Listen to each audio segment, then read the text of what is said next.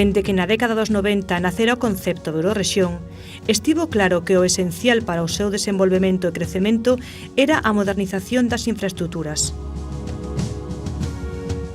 As 18 cidades que conforman o eixo atlántico coinciden en que unha das claves principais para articular o sistema económico e social é o afianzamento dos medios de transporte e comunicacións. Nas últimas décadas, achegáronse máis ca nunca dous países que parecían moi afastados, aínda que só os separaba unha raia, a seca na súa zona interior e a húmida no tramo do Miño. De niño yo viví en Tui y desde la ventana de mi habitación al otro lado del río veía Portugal. Aquello estaba muy lejos, incluso para los de Tui ir a Portugal era un hecho de un cierto rango extraordinario. Y sin embargo, ahora, muy poquitos años después, y digamos en los últimos 10 años, fuimos capaces de romper aquella lejanía y ya vamos desde Vigo a Oporto, que hace muy poquito tiempo eran distancias siderales, vamos y venimos en un instante, un abrir y cerrar de ojos, y por tanto fuimos capaces de romper una gran barrera, la barrera de la distancia física, psicológica, y la hicimos de tal forma que en este momento es tan cómodo y tan fácil ir desde Vigo a Oporto como ir desde Vigo hasta Coruña.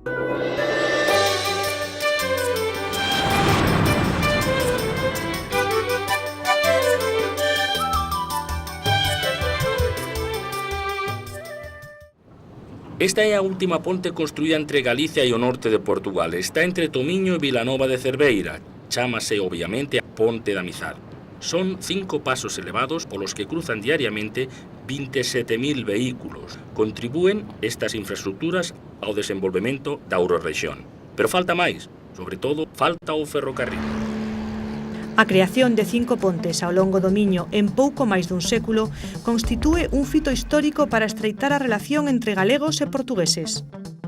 Construíronse para cubrir as necesidades das vilas da zona, que ata entón cruzaban o Miño en barcazas. O primeiro paso elevado internacional inaugurouse en Tui hai xa 130 anos. Construído por un colaborador de Eiffel, ten dobre trazado para permitir o paso simultáneo de trens e vehículos. Pero a forza que tomou a Eurorrexión facilitou que nos últimos anos se construíran outros 4 pasos elevados, ademais dun ferry. A derradeira ponte, que une os municipios de Tomiño e Vilanova de Cerveira, inaugurouse no ano 2004. É o que está máis preto da desembocadura do Miño. Cando lle quixeron buscar un nome, foi doado topar un que gustase a todos. Chamaríase a Ponte da Amizade. Eu julgo que todas as pontes são importantes. Quantas mais pontes houver, mais poderemos potenciar o comércio, o turismo e a cultura. Mas penso também que a dificuldade que há em termos de recursos financeiros que vai limitar a construção de novas pontes. Nós a relación sempre a tuvemos moi boa entre España e Portugal. Antes non tiñamos a sorte de ter o puente, pero tiñamos un ferry que prácticamente en 10 minutos pasaba dunha fronteira a outra, ou sea, era un lugar privilegiado, nun río moi tranquilo nesa parte, entón as relacións existían. O que pasa é que había que esperar o ferry esas horas, tamén tiña unha carga económica, e de noite pois o ferry cerraba, entón tiñamos que estar outra vez dispostos a coller o coche e dar a volta por Tui. Ahora o cambio é total. Os alcaldes de Vilanova de Cerveira e Tomiño, que impulsaron durante anos a construción desta última ponte, séntense agora moito máis preto. En 1996 empezou a funcionar o segundo paso entre Tui e Valença do Miño, a ponte da autoestrada. No ano 1997 abriuse ao paso a ponte internacional entre Salvaterra e Monsao. A cuarta ponte une Arbo e Melgaso, dende 1998. Os 2 viadutos de Tui soportan a meirande parte do tráfico. Unha media diaria de 27.000 vehículos cruzan a fronteira a través destas 2 pontes internacionais. Agora xa só hai fronteiras en termos administrativos. As pontes non só axilizaron a comunicación, tamén facilitaron o intercambio comercial, social e cultural. A vida na Eurorrexión xirou de forma radical en 10 anos. Algúns miran o pasado e lembran que cruzar a outra beira do río significaba dar un gran salto. Eran uns señores que andaban aquí cun barco que era todo a remos que daquela cruzaban aquí o río, despois foi cando se modernizaron un pouco, que empezaron a traer unhas motoras, despois foi cando viu que aquí o Ayuntamiento solicitara o transbordador, aprobaranlo, foi cando se fixo o transbordador, entón a raíz do transbordador foi cando as barcas foron desaparecendo. Antes de ver a ponte, tiña o transbordador, chamava-se un barco, ferro grande, e as pessoas passavam, e dava para passar carros, e as pessoas também passavam, assim, muitas. Havia sempre para aí, não sei, era pequeno na altura, mas lembro-me passar para aí 2 vezes. O recorrido andaban que cando era no verán, no, porque era o río con pouca agua, pero cando era no inverno había que subir como uns 200 metros para arriba, para despois andar pola parte portuguesa tamén.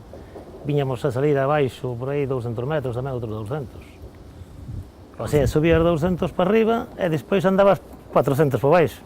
Aquí había un comercio que era aquilo de viren aquí a buscar pescado, viñan a buscar carne porque tamén non había moita lá, tal, e pois así o comercio era así igual.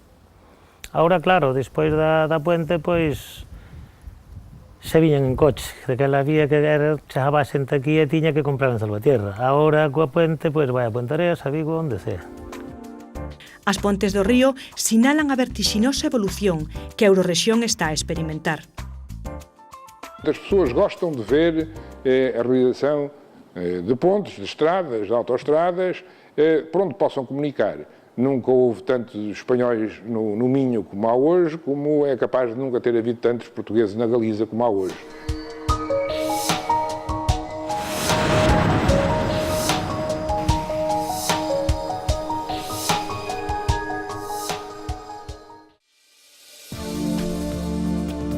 A autoestrada do Atlántico, coñecida como AP9 na súa vertente galega, comezou a construírse en 1974 e percorre 219 kilómetros entre Ferrol e a fronteira portuguesa, onde enlaza coa A3, que chega ata Lisboa.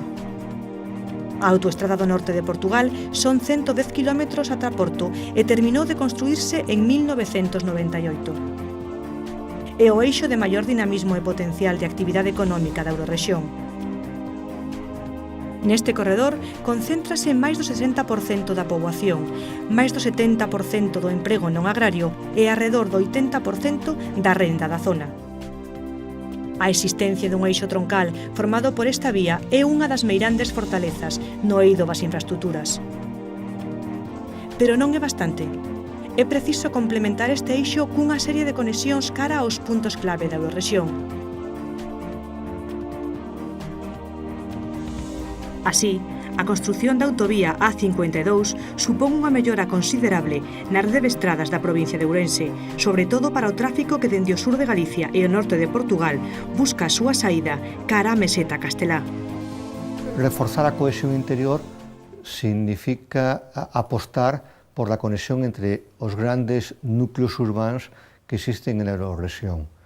Eu son de opinión de que se somos capaces de artellar dos eixes verticais, é dicir, de Ferrol, que pase por Coruña, Santiago, Vigo, Porto, ou outro que vaya de Lugo, Ourense, Braga, e ao mesmo tempo poñámonos tamén a nivel horizontal, somos capaces de artellar un sistema de comunicacións interno que seña base para potenciar o noso desenrolo. Se nós non artellamos ese sistema interno, evidentemente o que significa é que hai unha diseminación, unha dispersión e, por lo tanto, unha deseconomía, é dicir, un despilfarro de nosas políticas públicas. A ampliación das autovías é xa unha realidade, como a autovía transcantábrica que nun futuro próximo conectará a zona norte da Eurorrexión con Asturias e a Cornixa Cantábrica. Unha autovía entre Porto e Valença do Miño xa en construcción e unha vía rápida que una polo interior o norte de Portugal con Galicia.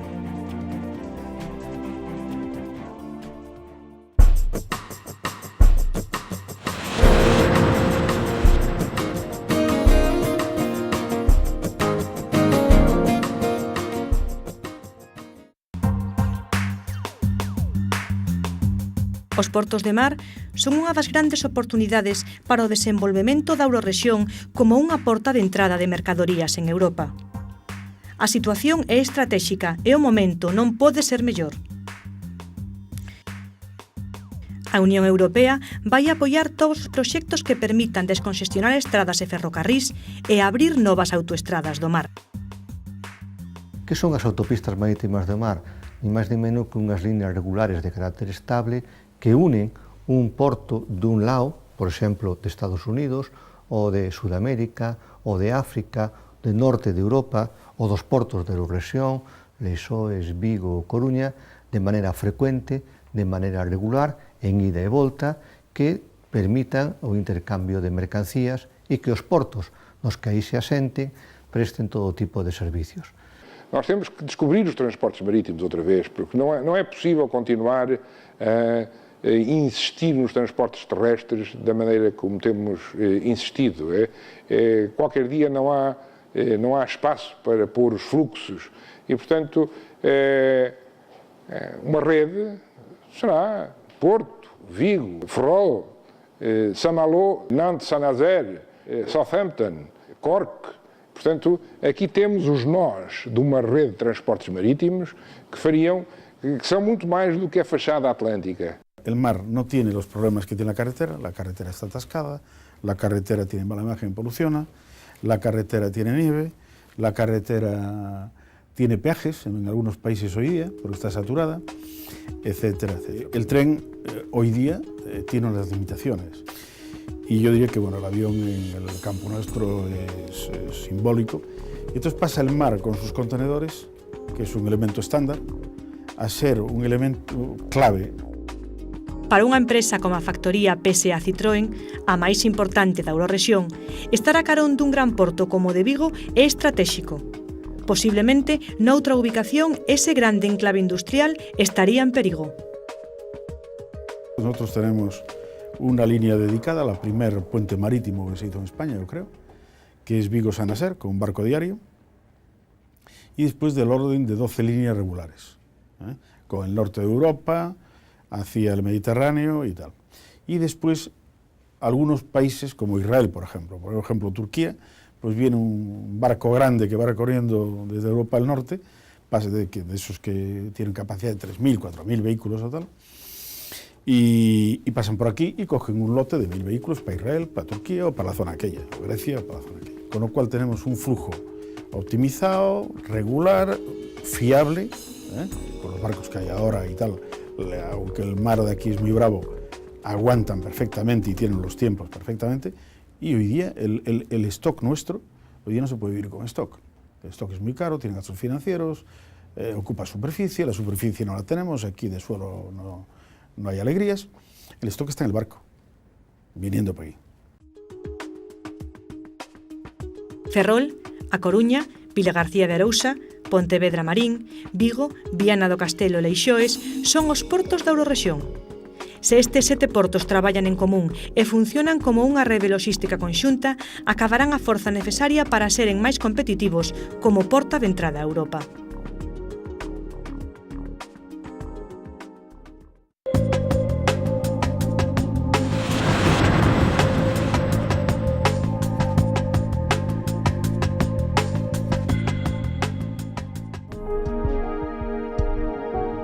Outra das principais liñas de actuación política é a creación dun moderno sistema de aeroportos na Eurorrexión, vinculado ao proxecto europeo de ceo único.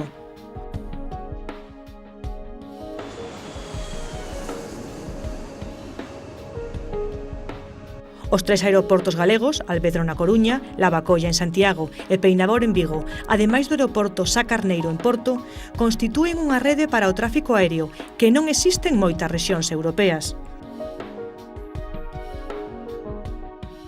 Pero as infraestructuras seguen a ampliarse, e tanto o aeroporto de Vigo como o da Coruña están preparados para medrar as mesmas condicións ca o de Lavacolla en Santiago, a gran terminal aérea galega. A néboa é, con frecuencia, o inimigo que hai que vencer. A potenciación do aeroporto de Peinador porque hai que melloralo, non? Na súa capacidade de recepción de avións, de problemas en fin, está nunha zona onde hai moita néboa, quer dizer que non se pode estar a estas alturas pendente de que pode despegar un avión porque non teñamos mecanismos que nos permitan aterrar con néboa ou con outros problemas meteorolóxicos, non? A rede aeroportuaria da Eurorrexión complétase con aeródromos como o de Vilarreal e Bragança, ambos os dous con voos comerciais a Lisboa, e outro aeródromo proxectado en Lugo.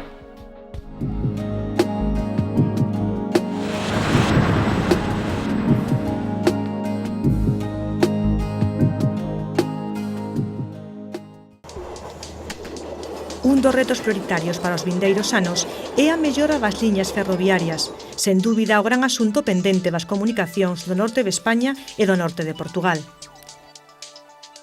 A liña principal que une Galicia e Portugal entre Porto e Vigo é unha liña convencional, pero a súa infraestrutura quedou parada no pasado e o seu futuro é bastante incerto.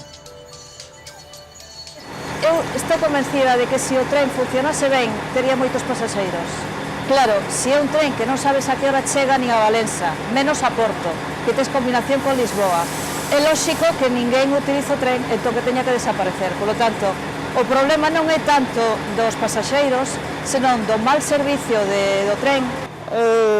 Deixa de haver ligação com o norte, entre o norte de Portugal e o norte de Espanha, portanto, parece um bocado mau. Podiam era melhorar o comboio e fazer comboios rápidos entre norte de Portugal e norte de Espanha e não acabar com isto, deixa de haver alternativa. Quase nem pode ser utilizada, tão fraca que é. E, portanto, isso é uma estrutura que o Estado, ou os Estados, Portugal e Espanha, têm por obrigação, diria mesmo, construir para que possam responder positivamente àquilo que é o processo natural das duas sociedades. A importancia da liña ferroviaria entre Vigo e Porto ven dada pola posición que ten Vigo na relación transfronteriza, porque está moi perto da fronteira con Portugal, é, digamos, un camiño típico, natural de intercambio no transporte entre ambos os dous países. Se non se acometen melloras seriamente, o transporte ferroviario podería quedar como capítulo negro en materia de comunicacións. O tren entre Galicia e Porto pode ser un importante dinamizador da economía da zona, a aumentar as posibilidades de mobilidade de mercadorías e de viaxeiros.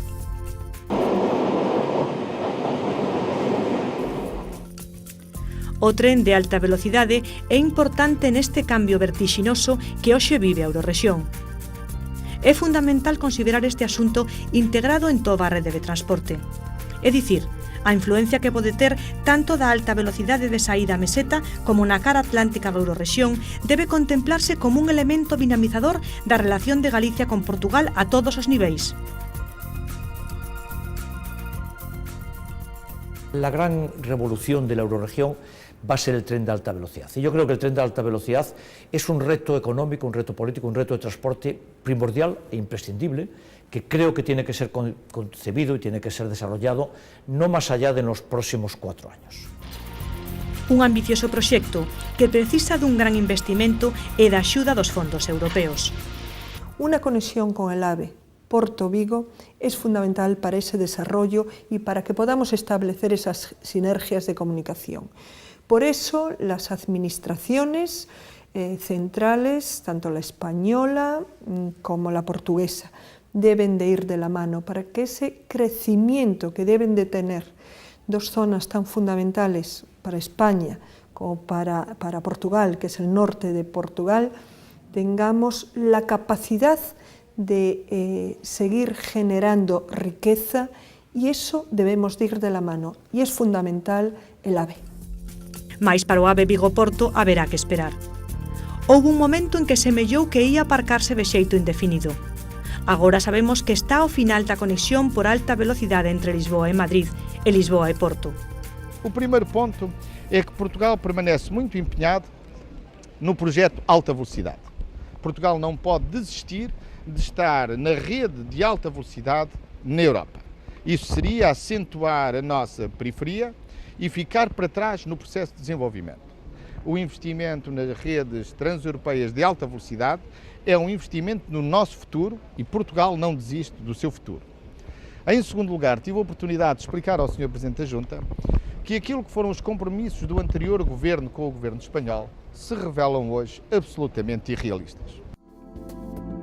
O primeiro ministro portugués referíase nesa declaración ao cumio de Figueira da Foz entre Durão Barroso e Aznar.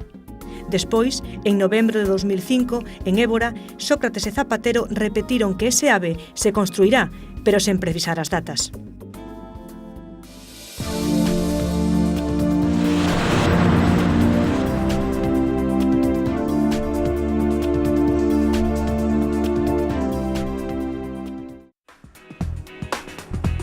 Tanto os poderes públicos como a privados e todos os veciños das poboacións que conforman a Eurorrexión coinciden na importancia de ampliar as redes de comunicación. Redes de pontes, portos, autoestradas, aeroportos e ferrocarrís. Redes que unen cada día máis portugueses e galegos e que os conectan co exterior dunha Eurorrexión que ten por un lado o mar e polo outro Asturias, a meseta castelá e o sur de Portugal. Nós pensamos que Galicia, e a configurábamos así, é unha rótula do eixo atlántico. É dicir, é xustamente o xogo da cornisa cantábrica do norte de Portugal. Por lo tanto, nos situamos en Europa nesa rótula que non só conformamos nós, senón que conforman os 6 millóns de habitantes que viven na Eurorrexión, onde hai 30.000 empresas e onde podemos ter unha forza importante na Europa das rexións si planificamos en paralelo, si non duplicamos infraestructuras innecesarias e si adoptamos decisións de conxunto que nos poñan en condicións de competitividade coas demais Eurorrexións. Do interior da Eurorrexión, álzase a voz dos alcaldes que reclaman que non só se desenvolvan as comunicacións da fachada atlántica. Eu creo que as medidas que se deben adoptar, tanto desde o eixo atlántico como desde o Goberno da Xunta de Galicia e o Goberno de Portugal, e incluso eu diría que o Goberno do Estado español tamén, é sobre todo pensar que é necesario mellorar moito as infraestructuras que permitan comunicar estas cidades e darlle salida sobre todo á meseta e o que é o resto de Europa. Eu creo que iso é o máis importante. Mas a nossa preocupação de fundo é tentarmos encontrar a possibilidade de podermos partilhar estratégias comuns de desenvolvimento no que diz respeito às acessibilidades, ao turismo, aos portos, aos aeroportos, neste caso o TGV também. Portanto, há um conjunto de preocupações do foro mais abrangente em que naturalmente todos estamos interessados e do nosso ponto de vista é esta matriz que faz com que esta união tenha êxito, sobretudo no que diz respeito ao planeamento de toda a Eurorregião. As comunicacións avanzan, pero aínda son insuficientes. Ademais do AVE, están proxectadas 2 novas pontes en Chaves e Camiña, máis unha autovía entre Porto e Valença do Miño xa en construcción e outra vía rápida que vai do interior de Portugal ata a provincia de Ourense. Percebemos que temos que ter esta leitura integrada, enfim, é importante a linha Porto-Vigo para o TGV, como é importante, do nosso ponto de vista, a ligação TGV de Madrid para a Corunha, como é importante a ligação rodoviária de Bragança para a Poeva de Sanabria, como é importante a autoestrada A4, como é importante a evolução do aeródromo de Bragança, no contexto das ligações aéreas regionais. Portanto, é esta visão de conjunto que nos interessa ter presente. Na batalla das infraestructuras, o Eixo Atlántico foi unha das organizacións máis reivindicativas. Dende a súa creación, o Sistema Urbano Eurorrexión, articulado por 18 cidades portuguesas e galegas, mantivo conversacións cos responsables da Unión Europea e dos gobernos de ambos os dous países. Este proceso rematou coa elaboración do Mapa das Infraestructuras. Ese mapa inspirou o Goberno de Portugal para a realización do Plan de Infraestructuras e o Goberno de España para a elaboración do Plan Galicia. Por primeira vez en Europa, 18 alcaldes pertencentes a 2 países e a 5 partidos políticos distintos asinaban un documento no que, superando localismos, reivindicaban o conxunto de infraestructuras necesarias para o desenvolvemento do conxunto da Eurorrexión Galicia, norte de Portugal. Empresas que afectan a las infraestructuras clave del desarrollo de Galicia. Infraestructuras físicas de comunicaciones, la autopista del Atlántico, la autopista Santiago-Ourense, que somos el principal accionista, infraestructuras del tipo de telecomunicaciones, estamos en R. Ainda que sectores como o transporte ou como, digamos, as estradas pois teñen avanzado moitísimo nos últimos anos, nos derradeiros anos entre o que é a a Galicia e a rexión norte de Portugal, sin embargantes outros campos como é o sector das telecomunicacións non teñen tido un desenvolvemento semellante, e a día de hoxe non temos desenroladas infraestructuras de ampla banda de comunicación transfronterizas, mas basicamente estamos a falar sempre de grandes redes intrapaís. Grazas ás novas infraestructuras, cada ano máis d'1,5 millón de viaxeiros cruzan a fronteira luso-española por Galicia e xeran un movemento comercial de 1.800 millóns de euros con crecementos anuais do 20%. E a diario, 2.000 traballadores galegos cruzan o río para comezar a súa xornada laboral en Portugal, ao tempo que fan o mesmo unha boa parte dos 40.000 portugueses que traballan en Galicia. As infraestructuras fan máis doado ese intercambio laboral que se suma ao comercial. Pero ademais da súa repercusión práctica, as infraestructuras son vitais tamén porque axudan a visualizar a Eurorrexión. Las infraestructuras son los grandes elementos, son los grandes banderines, son los emblemas de la Eurorregión. Y por tanto, el focalizar los esfuerzos en acabar todo el mapa de las infraestructuras es vital y forma un gran objetivo de la Eurorregión en este momento.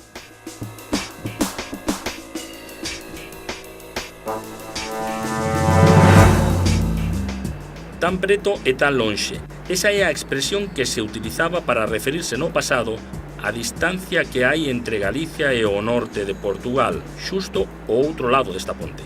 Hoxe existen excelentes estradas para a conexión, pero non en tanto o tren segue sendo a asignatura pendente. Ferrol, estación de tren, 6:30 da mañá. Mercedes, que terminou os estudos de publicidade e busca o seu primeiro emprego, ten que desplazarse a Porto para unha entrevista de traballo. Como non ten coche propio, co que podería chegar á cidade portuguesa en menos de 4 horas, non lle queda máis remedio que tomar o tren. Unha aventura que a levará nada menos que 15 horas. Un experimento para comprobar que lonxe queda, por ferrocarril, o norte de Portugal do norte de Galicia.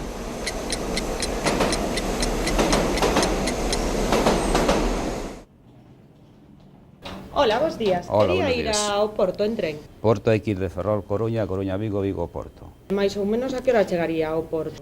Sobre las 10 de la noche.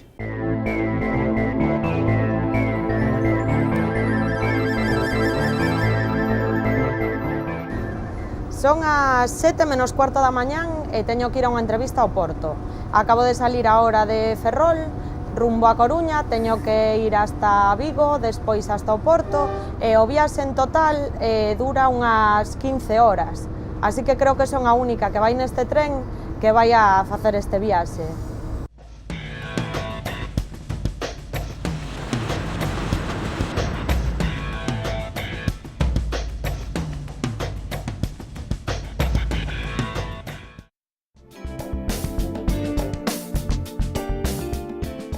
A mellor forma de estreitar as relacións entre territorios fronteirizos é contar cun bon sistema de transportes que permita a comunicación fluida e rápida dos seus cidadáns.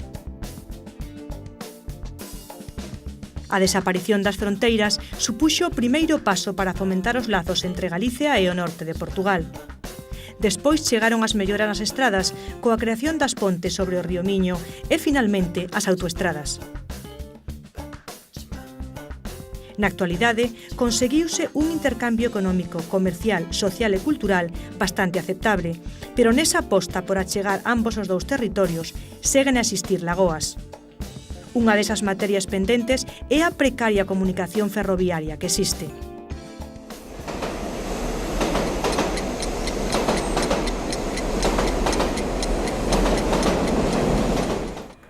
Hola, bos días. Quería un billete para Vigo.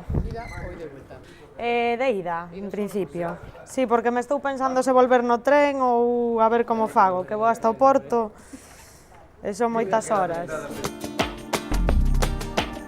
Bueno, ao final só tuven que esperar aquí 20 minutos na Coruña e agora xa vou no tren para Vigo.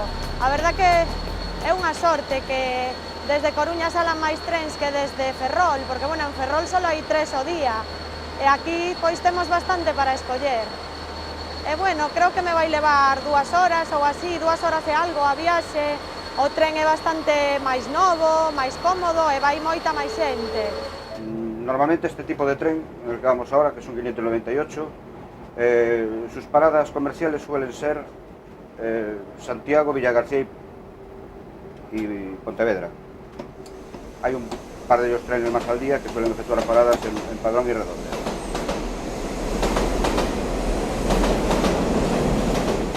Xa é de día, acabamos de deixar Santiago e agora ainda nos queda máis ou menos 1 hora e media hasta chegar a Vigo. Queda parar en Vilagarcía, despois en Pontevedra, despois xa chegamos a Vigo. Ahora mismo, xa no tempo que levamos máis ou menos cerca de 3 horas no tren. Xa teríamos chegado, se tuviéramos un coche, ao Porto. Hasta onde vas no tren? Hoxe vou hasta Vigo. E de onde ves? Veño de Santiago de Compostela. A que vas a Vigo hoxe? Traballo, son profesora dun instituto. O sea, que vas e ves todos os días? Todos os días, sí. E que ventaxas lle ves así? É un medio de transporte relativamente barato. Para min é comodísimo, porque permíteche, pois, ahora mesmo estaba corrixindo exames, non? Entón podes ir traballando, facendo outras cousas, e ademais podes levantarte un pouco. Non dá tanta claustrofobia, mellor como un autobús, non? E que inconvintes atopas? Bueno, atópolle como inconvinte as malas conexións. Por exemplo, eu son ferrolana. Eu se quero ir a Ferrol, que en un coche tarda 1 hora e cuarto, non teño maneira. Tería que ir a Coruña e coller outro. É dicir, está moi mal conectado. Eu penso que Galicia, dada a súa orografía, a súa situación, debería ter unha rede vial moitísimo máis grande da que ten. É máis rápida.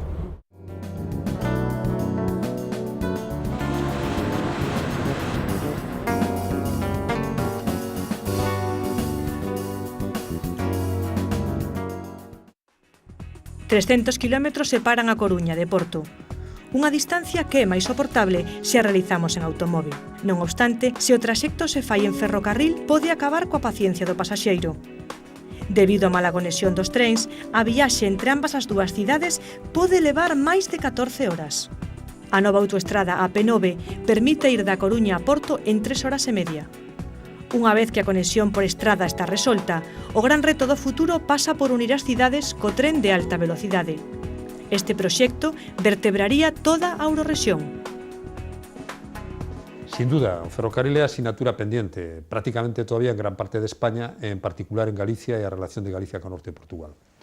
O desafío maior é conseguir un tren de alta velocidade, un tren moderno, competitivo, que sirva para viaxeiros e mercancías e que coloque Porto de Coruña a un curto espacio de tempo, non superior a 2 horas, ou Vigo de Porto a 1 hora de traxecto. Nós temos uma diversidade de pontes, não é? Nós temos uma diversidade de pontes a assegurar a conectividade, nós temos um eixo potente, não é? Um eixo potente de autoestrada a assegurá-lo, poderá dizer-se que falta o eixo ferroviário.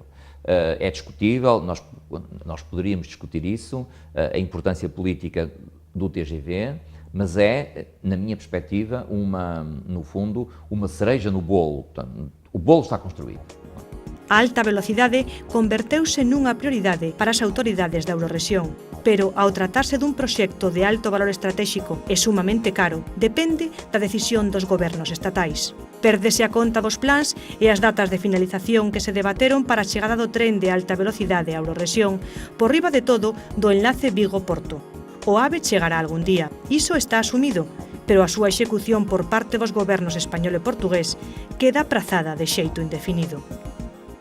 Não é possível, espero que todos compreendam, manter um compromisso de chegar a Vigo com o TGV em 2009. Isso seria absolutamente fora de qualquer raciocínio que tenha o mínimo de realidade em termos técnicos, já que é preciso fazer projetos, é preciso desenvolver estudos de impacto ambiental e é preciso depois desenvolver a sua construção. Mas a prioridade que Portugal vai estabelecer será a ligação entre Lisboa, Badajoz, Madrid, a ligação Lisboa-Porto e desenvolver-se-á depois para Vigo, já que essa ligação é também importantíssima para Portugal, importante para a Galiza e importante para a Espanha. As palabras do primeiro-ministro supuxeron un xerro de auga fría ás aspiracións das autoridades e das empresas da Eurorrexión. Non obstante, aínda existe unha esperanza. CaixaNova propuxo unha fórmula para financiar o AVE entre as dúas cidades coa achega de capital privado, que agora teñen que considerar os gobernos estatais. Segundo un estudo realizado polas universidades de Vigo e do Miño, a non realización da liña Vigo-Porto supoñería para a zona unha perda económica de 17.000 millóns de euros. Ademais, o AVE que demanda a Eurorrexión polas súas características é menos caro, xa que o seu sistema urbano con cidades afastadas por menos de 100 km require un AVE a unha velocidade de 200 km/h, compatible con mercadorías. Pero un tren que poda circular a 150-200 km/h penso que sería o suficiente para enlazar Porto con Vigo, Vigo con Coruña e despois Coruña con Lugo, Ourense, Vigo. É dicir, que permita a unión das principais cidades da Eurorrexión, porque ese tren evidentemente pasa por Guimaraes, ten conexión con, pasa próximo a Guimaraes e Braga, e, por tanto, permitiría a conexión das principais cidades do eixo atlántico. Aínda que as cidades de Vigo e Porto tarden en conectarse por tren de alta velocidade, si poderá a Eurorrexión beneficiarse dos proxectos que os gobernos estatais están a desenvolver para implantar no territorio este moderno medio de comunicación. No caso da conexión de Galicia con Madrid, espérase que en 2009 o AVE chegue a Galicia a través do tramo Zamora-Lubián-Ourense. 2 anos máis tarde, abrirase unha segunda entrada, a de Ponferrada-Monforte. Tamén se está a traballar na liña que unirá Ourense con Santiago e no chamado Eixo Atlántico, que enlazará Vigo e A Coruña.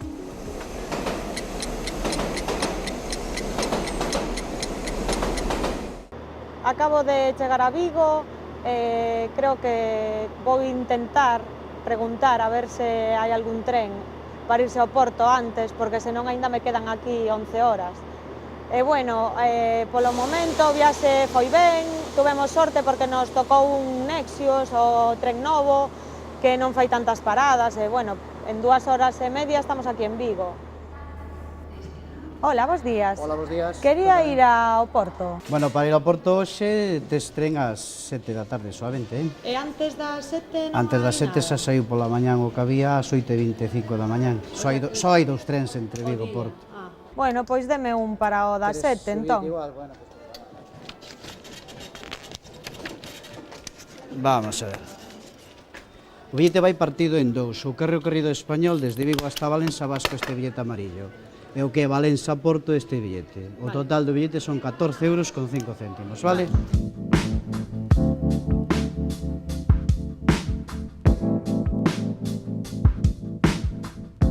E levo aquí 4 horas dando voltas por Vigo, non sabía así moi ben que facer. E eso, ahora chalemo o tren a hora 7, aínda me queda un rato, e tomarei outro café ou algo, e despois xa irei para o tren.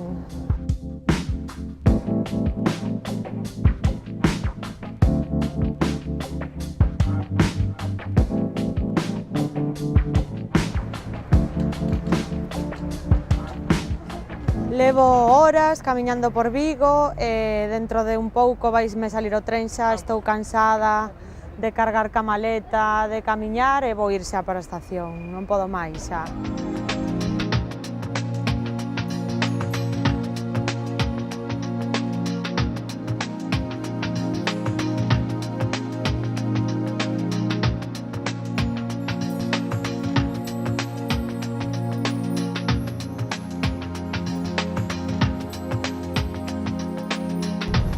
Acabo de saír de Vigo, este xa é o terceiro tren no que vou, e a verdade que estou cansadísima, e aínda me queda máis ou menos 3 horas hasta chegar ao Porto. Polo que me comentaron, este tren, xa se ve que é bastante diferente, pero comentoume antes o revisor que o maquinista é español hasta que chega a fronteira, que despois cambias e é un maquinista portugués, tamén por eso supoño que haberá 2 billetes diferentes. Paramos aquí en Porriño, Redondela e Porriño, e Tui. E aí fez o cambio? Sí, entonces eu me baixo e este compañero con ese continúa hasta o Porto. Como a linha é espanhola, o regulamento é espanhol, eu tenho que, temos de ter uma máquina espanhol para dizer as regras e tudo o que tenho que cumprir, inclusive a marcha do comboio. A partir daqui é de acordo com as regras portuguesas, com as regras da CP. Portanto, aqui já sou eu que conduzo e que pratico as regras que a minha empresa tem estipuladas.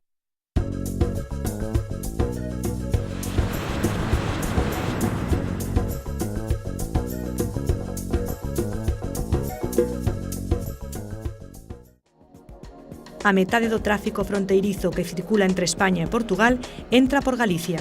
Tui é o paso máis importante. Máis de 20.000 vehículos lixeiros e pesados cruzan a diario as pontes que unen ese municipio pontevedrés con Valença do Miño. A circulación na fronteira aumentou considerablemente polas relacións comerciais, polo asentamento de empresas no solo do outro país e polo crecemento do número de traballadores transfronteirizos. Pero o tráfico de pasaxeiros por tren é insuficiente, 35.000 ao ano, menos de 100 por día. Unha cifra moi reducida se se compara co volume de viaxeiros que transportan os trens que cruzan a fronteira en Badaxoz e en Salamanca. A explicación é ben sinxela. O servizo ferroviario que cruza a fronteira entre Galicia e o norte de Portugal é tremendamente lento porque o tráfico diario de persoas é significativamente alto. Se hoxe analizamos, por exemplo, os traballadores que están a desenvolver o seu traballo no sector da construción en Vigo ou de empresas auxiliares de Citroën, xa atoparíamos moita xente que ven desde Portugal. E ao mesmo tempo, se nos analizamos persoas que están traballando no eido da enfermería, da mediciña en Portugal, atoparemos a moitos galegos. O xornal La Voz de Galicia realizou un interesante experimento para amosar a lentitude deste tren. Desafiou a un grupo de ciclistas galegos de élite a que saíse a mesma hora que o convoi e percorrese o mesmo traxecto. O resultado foi que os ciclistas casi igualaron a velocidade do tren. Chegaron tan só unha hora máis tarde ao seu destino, a cidade de Porto, e percorreron un traxecto 5 km máis longo.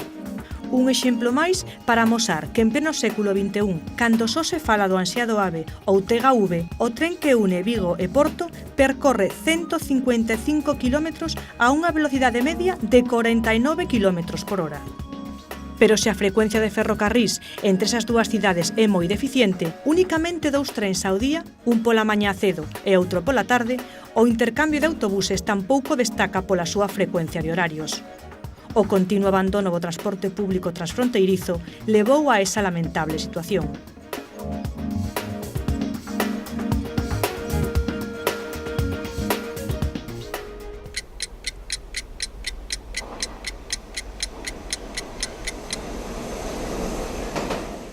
Crees que está ben comunicado Portugal con Galicia, que está ben a comunicación de trens, de transportes?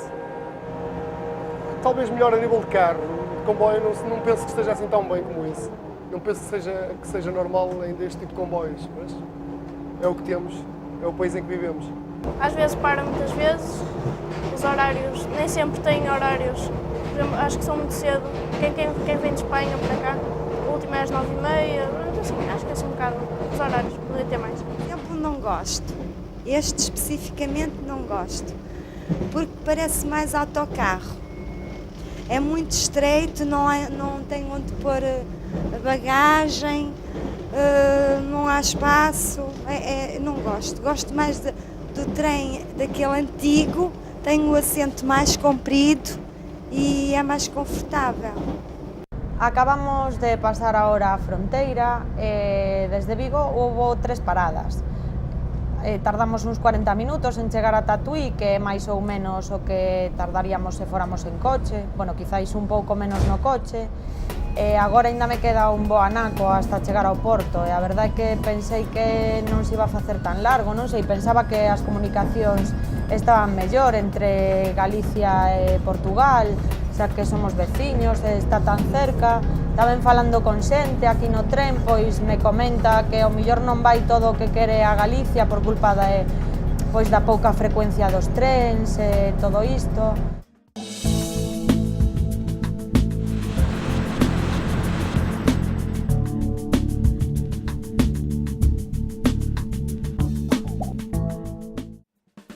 Cada territorio require un sistema de transportes específico, un sistema capaz de adaptarse ás características orográficas e sociais da zona. O caso da Eurorrexión é moi singular porque se trata dun territorio enormemente montañoso e, ademais, cunha densidade de poboación moi alta. Os 5 distritos que forman o eixo atlántico portugués representan unha das áreas con maior densidade de poboación de Portugal, e os máis poboados son precisamente os distritos do litoral. Porto sobrepasa o 1,5 millón de habitantes. A densidade de poboación do norte de Portugal é de 177 habitantes por quilómetro cadrado, superando a media nacional, que é de 112 habitantes. En total, os 68 municipios do norte de Portugal representan aproximadamente 3.300.000 habitantes e a poboación total do país ronda os 10 millóns de persoas. Galicia, por exemplo, conta con 314 municipios, dos que só 18 teñen máis de 20.000 habitantes. Ademais, existen máis de 30.000 entidades singulares de poboación. A densidade media de Galicia é de 92,7 habitantes por quilómetro cadrado, superando a media do Estado español, que é de 78,4. O sistema de transporte actual atopa nesta dispersión demográfica un problema, sobre todo no interior, co lóxico perxuízo para os viaxeiros que dependen del. Por ejemplo, tú si te quieres ir desde Santiago, desde Pontevedra a un pueblo de Lugo, a un pueblo de Orense, pues te lleva a lo mejor 4 horas. Si sales de clase a las 3 de la tarde, no llegas a tu casa, pues eso, hasta las 8 de la noche o 9 de la noche. Y mucha gente no le compensa, va o en puentes largos o en fines de semana ocasionalmente, porque las comunicaciones por tren o por autobús son bastante eficientes. Un dato bastante preocupante é que máis do 60% dos galegos carecen de acceso ás liñas de transporte regulares. As peculiares características do territorio crean o debate da conveniencia ou non dun proxecto de trens de proximidade. Que o sistema ferroviario de proximidades non é o máis aceitado cando hai tantas células de poboamento, unha poboación tan espallada como é o caso de Galicia Norte de Portugal, pero sí que é aceitado para certos lugares concretos. Así, Vigo, Pontevedra, Vilagarcía, unha rede de proximidades que artellaría esa área metropolitana perfectamente. Así é o que ocurre entre a área metropolitana xa que temos de Porto, que está funcionando con unha tarxeta, que ti esa tarxeta utilizas para ir no autobús, no metro e no tren de proximidades.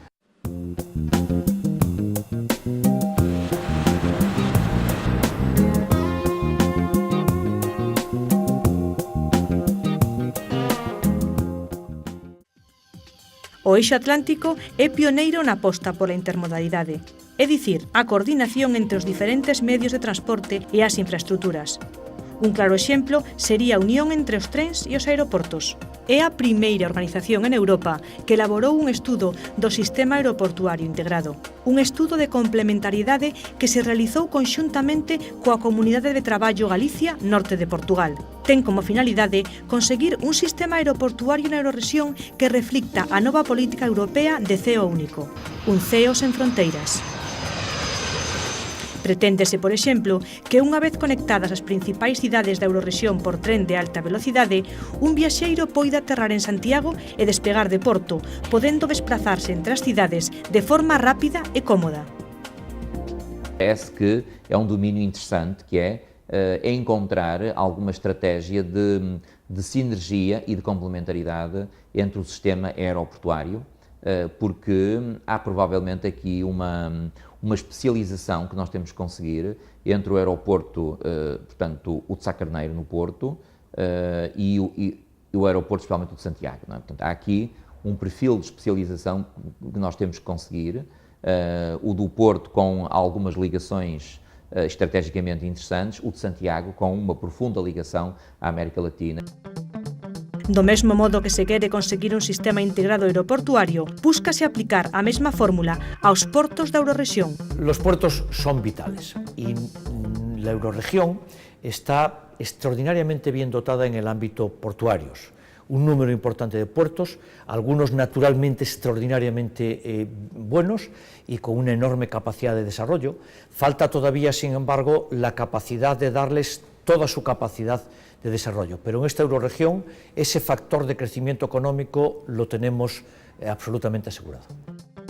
Aproveitar ao máximo as capacidades dos portos convértese nunha prioridade, sobre todo cando hai mercadorías que chegan á Eurorrexión utilizando infraestruturas doutras zonas.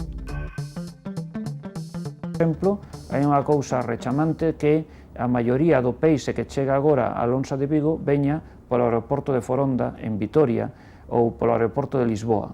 Entón, transformar tamén parte das instalacións aeroportuarias de Peinador de Vigo en un lugar de chegada do peixe que despois vai ir a Lonsa de Vigo sería importante. É dicir, que non están explotadas todas as perspectivas de crecemento das mercadorías polos aeroportos de Vigo. Eso penso que é un reto estratégico e que moitas veces se orientan só os aeroportos desde unha perspectiva de pasaxeiros e hai que velo tamén desde unha perspectiva de mercadorías.